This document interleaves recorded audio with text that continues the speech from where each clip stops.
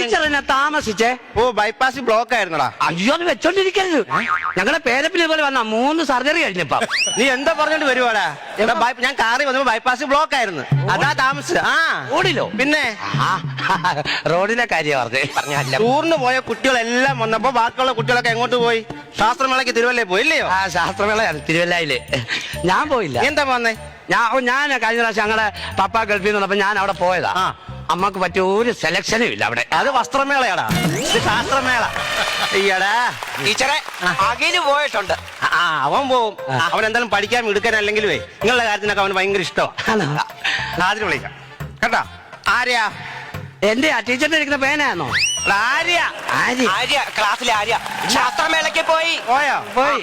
ഇതുണ്ടോ? നീര് കൊണ്ടോന്നോ? എനിക്ക് ഇവിടെ ഇവിടെ ഇടിച്ചതാ, മുട്ടിന്റെ ഇവിടെ നീര് കൊണ്ട്. നീരുണ്ടോന്നല്ല ഞാൻ നിന്നെ, നീതു ഉണ്ടോന്ന്. നീര് കൊണ്ടോ? നീരും പോയി.